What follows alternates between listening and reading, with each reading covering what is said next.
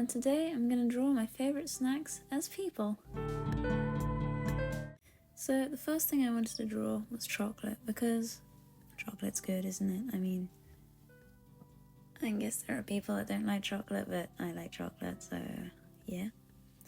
So for chocolate I thought of a really cutesy looking girl who I guess you'd want to give candy to, and chocolate in this case. So to make her look really cute, I gave her dungarees, a big oversized sweatshirt, and around here, I gave her really cute long hair as well. Just, yeah, a really cutesy person. As you can see, I didn't particularly do much of a sketch before, like sketching all details. Like I think you saw before, I just did the shoulders, sleeves, and then I kind of from there went to the rest of the body. Just because I kind of knew where everything was. It's not that hard of a pose, this one, so yeah. There goes the cutesy little hair with pigtails. I think they're pigtails. And yeah, just overall wants to make it look cute. I thought of putting pockets there, and it doesn't look normal. It's like you don't have pockets on sleeves, it's kind of weird. Then yeah, I was adding details like cloth folds and things like that, just to make it look a bit more 3D. I didn't like the eyes, which were very small before, so I tried drawing bigger eyes, and I mean it looked cute on the sketch, but once it came around to the digital it didn't look as good, so I changed it again. At first I didn't know if I was gonna do a digital version as well, so I just kind of really detailed the sketch. If I had known I was just going to do digital, I definitely wouldn't have coloured in as much or shaded in as much. I did the little chocolate on top just to show you that it's chocolate, and the little bag because why not? It made it look a bit more detailed. And yeah, that's my final sketch. After I had finished that, I took a picture and edited it so that it looked a bit nicer. And then started colouring. So my colouring, I thought of doing a more 3D look without much line art. And I wanted to stay true to the chocolate, so I wanted to colour her in browner tones, hence everything looking in brown colours. Now I still don't understand why I put orange in hair buns, or orange buttons on her dungarees, but I kind of just thought chocolate could look orange, so I guess that went from there. And I wanted to make the girl look 3D, so I made sure to put shadows, in places that make it look more 3D. So for example the sides, and then lighter in the middle, like a cylinder kind of thing.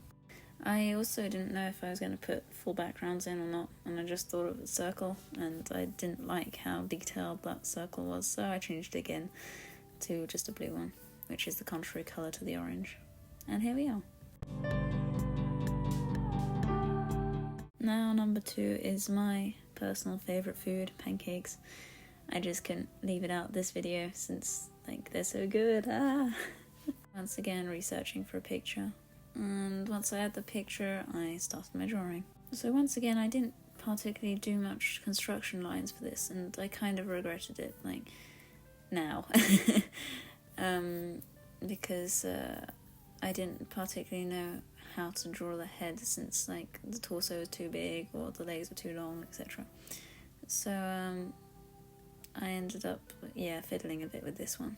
But I got it, and yeah. And I had this picture of a guy pulled up. He had really cool clothes on. They were kind of a brownish tint, and it made me think of the pancakes, so I just had to draw my character wearing these pants and top. I think that's also why I found it easier to draw all the anatomy proportions and stuff, because I had a reference picture helping me. Also, if you're an artist watching this video, drawing with references is really good. I know lots of people say it, but really, when I was drawing without references and when I was drawing with references, there was a big difference. So draw with them and you'll see. Once again here I start shading and detailing, because I didn't know if I was going to do them in Procreate or not yet, so I thought of just colouring them just in case. I really like the shading here. I found the pose really strange as well compared to normal poses, like his face is sideways. I did want to practice my sideways faces, but I didn't have a pose referenced, so I was kind of winging it. I think it turned out okay. Does kind of look a bit stiff though with the face, but it looked good. It looks alright. And I added that beret because you know, on pancakes you can get that butter on top, and the beret just kind of really made me think of the butter on top, so yeah. And once again drawing a little symbol to show what the food was, pancakes in this case. And I came to the digital phase. So on the digital one, I found it easier than the first one, probably because like I practiced with the first one, so I kind of knew what I was doing already. And so shading again and detailing. I really like the detail I did on his jumper. It made it so much more, I think, lively with the little lines. And yeah. I thought of detailing his hair as well, which I don't usually do as much, with little strands for each hair, I guess. And it made it look really cute and fluffy, so I'm glad I did that. And here I got really bold with my shading, and I think it turned out really, really good. And I'm glad I went as bold. Put the blue behind, and there we are. Ice cream! Yeah, I like ice cream as well. It's one of my favourite snacks again, and it's really sugary and cold, and this is amazing in summer. So I definitely wanted to put ice cream on this list. And here I found this really cute, like unicorn type ice cream that I thought was amazing, so I wanted to make a pose out of that. For this picture I did take reference again. I took reference for the pose because I was really having a hard time. As you can see here, it's just looking really, really creepy, like a ghost or something. So yeah, I needed to take a pose for that. Like, oh my god, look at that face. As you can see, I kind of took reference of melting ice cream. You'll see in a minute why, but the poor ice cream, I feel kind of sorry for it. But I really like how the girl turned out, so... And I think it's my favourite drawing out of the three. Write down in the comments which one you prefer, once you've seen all three, of course. But yeah, I did like it. And as you can see, the waffle of the ice cream is upside down, and the ice cream looks like it's melting, like it was chucked on the floor.